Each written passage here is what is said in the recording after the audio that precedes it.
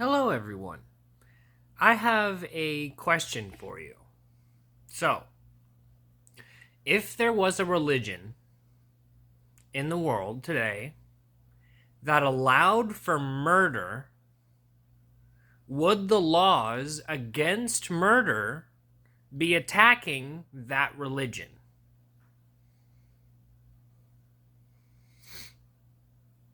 So, I'm pretty sure you can see where I'm going with this. If there is a religion in the world today that permits sexually torturing babies, and there's a law that's going to be put forth that outlaws sexual torture of babies, would that be attacking the religion? It's a good question, and it's one that I don't necessarily have the answer to. Because a lot of the time, intactivists will come up against the Jewish faith. And the Jewish faith will say that if you ban circumcision, male genital mutilation, the sexual torture of babies, that we are directly coming up and infringing on their freedom of religion. So, this is a nuanced problem that requires a solution, and we need to have some discussion about the topic.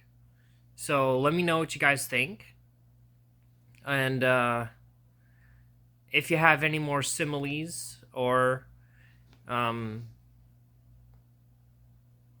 what's the word I'm looking for? Equivalencies. Let me know in the comments. Because as an intactivist myself, I don't consider myself to be anti-Semitic. It's just I'm trying to protect babies from sexual mutilation and torture. That's it. I'm not attacking your religion, although you may want your religion to be a part of sexually torturing babies. It's not necessarily me coming after your religion in particular. A common argument against that would be that most people in America aren't Jewish. And most people in America circumcise their baby boys. So, if anything, I would be attacking the Christian faith, the majority faith of the country. But we get all of this anti-Semitism whirling around in the intactivist movement for some reason. It doesn't make any sense to me, because the Islamic religion, the one in Israel right now, commonly circumcises their baby boys, sexually tortures them. And I don't know what the most prevalent religion in South Korea is, but circumcision, sexual torture of babies, is happening in South Korea as well. So if anything, I'd be attacking the South Korean culture. So I feel like as an intactivist, I am either attacking no religion or I'm attacking all of them. And to me, it feels like I'm attacking none of them. But they really want to be able to sexually torture babies. And they're hiding behind their religion in order to do it. That's just my point of view. So if you have a different point of view, let me know and enlighten me. And we can get on to different topics and discussions about intactivism and religion in general.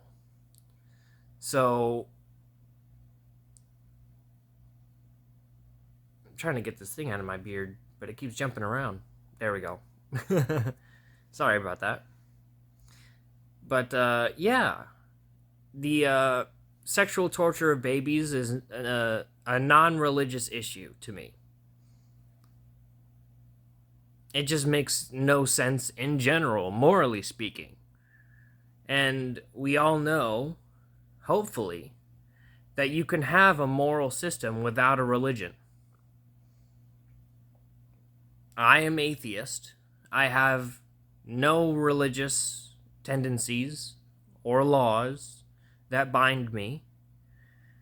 And I still have a moral system that plays out in my life that I abide by. It's possible to do that, and I am living proof. So, I would just like to say that I am not anti-Semitic by being an activist. That argument just makes no sense on the ground floor of it. And it's more like I'm attacking the moral side of it instead of the religious side of it. And religions can have moral systems. I'm not saying they can't. It's just that by me attacking the moral arguments, I'm not necessarily trying to uproot your entire religion or something like that. It just makes no sense to me. So, all of these people who like to virtue signal and come to the defense of Jews are severely misguided when they are attacking intactivists. It just feels like you're trying to protect murder, and your religion allows murder. Like, you're trying to protect sexual torture of babies, and your religion allows the sexual torture of babies. Unlicensed, by the way. You have to be a licensed medical professional in order to perform a circumcision, to my knowledge.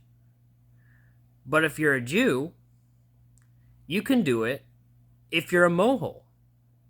And M-O-H-E-L, however you pronounce that word.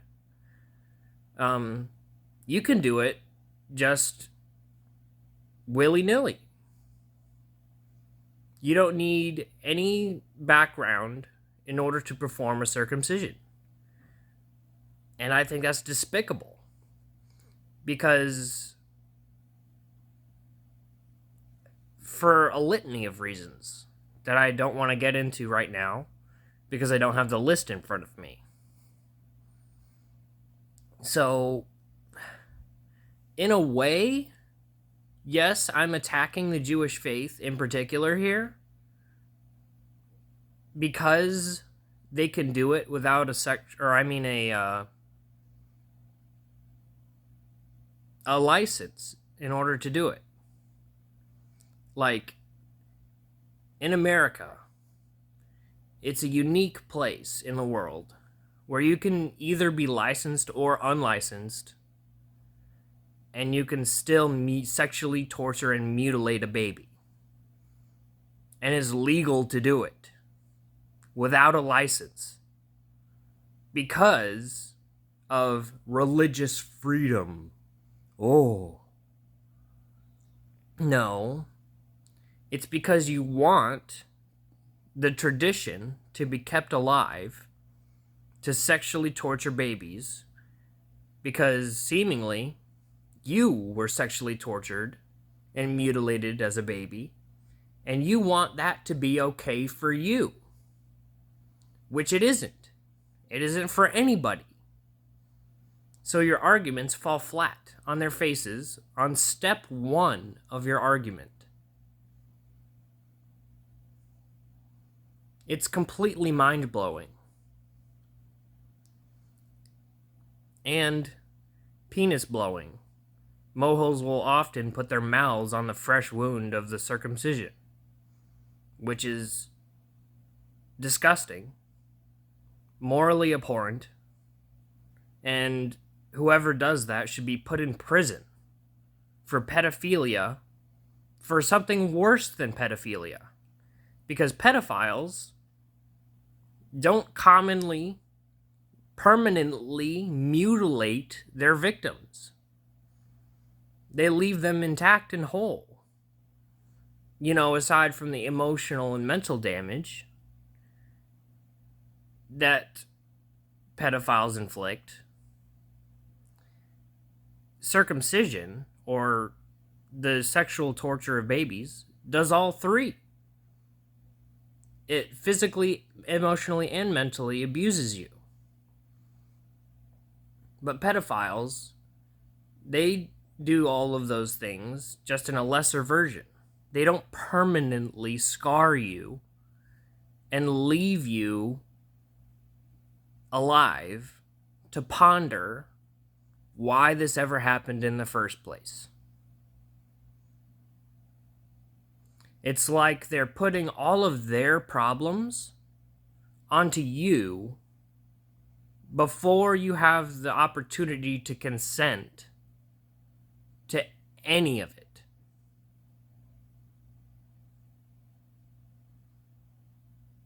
It's disgusting, morally vile, abhorrent, and other synonyms to what I just said. So, it's not necessarily with a heavy heart, but with a heavy mind that I leave you with today in consideration of what I've said. If your religion promotes murder and there's a law against murder, is the law anti-religion of that religion? And if your religion promotes and is a part of unlicensed sexual torture of babies, and there's a law that prevents that, is that law against that religion? Yes or no? It's a fairly simple question, but a complex answer is required, I feel like.